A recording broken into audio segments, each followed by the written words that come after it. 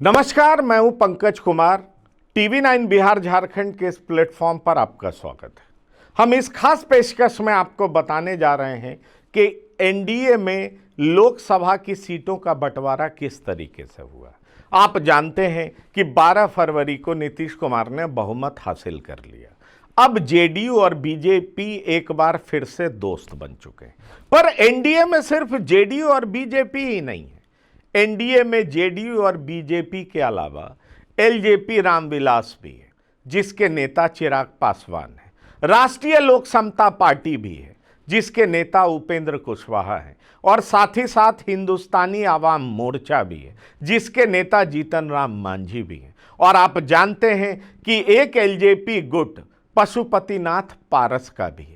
ऐसे में बिहार की 40 सीटों का बंटवारा किस तरीके से होगा, उसके बारे में हम तफ्तीश से आपको बताना चाहते हैं।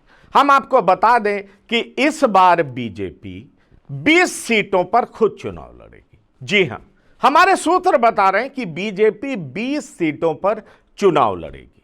2019 की तरह जेडीयू और बीजेपी में बराबर सीटों का बंटवारा नहीं होगा। बीजेपी 20 सीटों पर चुनाव लड़ेगी। 18 सीटों पर बीजेपी के उम्मीदवार होंगे, जबकि 2 सीटों पर पशुपतिनाथ पारस गुट के 2 उम्मीदवार होंगे।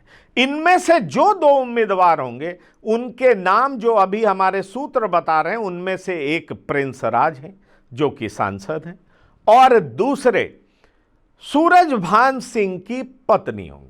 वो पहले मुंगेर से सांसद रह चुकी हैं, ललन सिंह के खिलाफ मैदान में उतर चुकी हैं और वो एनडीए की तरफ से सांसद रह चुकी हैं। तो कहा जा रहा है कि इन दोनों को पशुपतिनाथ पारस गुट से बीजेपी के सिंबल पे चुनाव लड़ाया जाएगा। इसलिए अगर आप आंकड़ों के लिहाज से देखें तो 20 सीटों पर बीजेपी चुनाव लड़ने का मन बना चुकी है।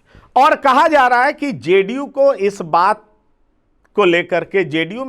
को लेकर के ऐतराज नहीं है। जेडीयू लगभग मान चुकी है। इसकी बड़ी वजह भी है। दरअसल बीजेपी ने जेडीयू को गो अहेड दे दिया है कि 2025 के विधानसभा चुनाव तक नीतीश कुमार बिहार के नेता रह सकते हैं, वो मुख्यमंत्री बने रहेंगे। बीजेपी को इसमें कोई आपत्ति नहीं है। ऐसे में सवाल उठता है कि जेडीयू भी मौजूदा परिस्थितियों को देखते हुए 12 सीटों पर लड़ने को तैयार हो गई है। लेकिन जेडीयू और बीजेपी के बीच एक बात को लेकर के पेंच फंस रहा है।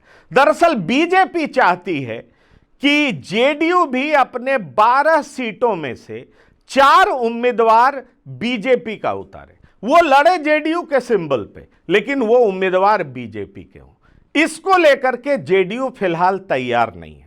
लेकिन माना जा रहा है जो मौजूदा राजनीतिक परिस्थिति है, उसमें जेडीयू और बीजेपी के बीच में कोई ज्यादा दिक्कत नहीं होगी। अब बात बची एलजेपी रामविलास की, जिसके नेता चिराग पासवान हैं। जब नीतीश कुमार एनडीए में आए तो कहा जा रहा था कि चिराग पासवान असहज है। चिराग पासवान अब एनडीए में कैसे रहेंगे? चिराग पासवान पाला बदल सकते हैं, चिराग पासवान आरजेडी के साथ जा सकते हैं। लेकिन नरेंद्र मोदी के हनुमान अपने आप को कहने वाले चिराग पासवान एनडीए में ही बने रहेंगे। उनकी मांग जरूर थी कि उन्हें 5 लोकसभा की सीटें आवंटित की जाए और साथ ही साथ एक राज्यसभा की सीट दी जाए। लेकिन बीजेपी ने 2 राज्यसभा की सीटें डिक्लेयर कर दी है, और वो भी अपने कोटे से डिक्लेयर कर दी है, जिस वजह से हिंदुस्तानी आवाम मोर्चा के नेता जीतन राम मांझी भी आहत हुए हैं और निश्चित तौर पर चिराग पासवान को भी झटका लगा है। लेकिन राजनीति में झटका तो लगता रहता है, इसी का नाम तो राजनीति है। लेकिन वर्तमान परिस्थिति में कोई भी घटक दल, चाहे हिंदुस्तानी आवाम मोर्चा हो, चाहे एलजेपी रामविलास पासवान की पार्टी, चिराग पासवान की पार्टी हो, वो कोई भी एनडीए का दामन छोड़ने को तैयार नहीं है। 5 लोकसभा सीट पर चिराग पासवान अपने उम्मीदवारों को उतारेंगे। वहीं हिंदुस्तानी आवाम मोर्चा के कोटे में 1 लोकसभा सीट दी जाएगी। अब एक और घटक दल बचता है, जिसका नाम मैं ले लूं रालोसपा। और आपको पता है इसके नेता उपेंद्र कुशवाहा हैं। कहा यह जा रहा है कि एनडीए के कोटे से इन्हें 2 लोकसभा सीटें आवंटित की जाएंगी। इस तरीके से पूरे 40 सीटों का बंटवारा होगा और 40 सीटों के बंटवारे में दिलचस्प बात यह है कि हाजीपुर को लेकर के अभी भी क्लैरिटी नहीं है औपचारिक तौर पर, लेकिन यह तय माना जा रहा है कि वो सीट चिराग पासवान को ही दिया जाएगा। क्योंकि आप ये सवाल पूछ सकते हैं कि पशुपतिनाथ पारस गुट से 2 सीटों पर प्रिंस राज और सूरजभान सिंह की वाइफ को लड़ाया जाएगा, तो पशुपतिनाथ पारस क्या करेंगे?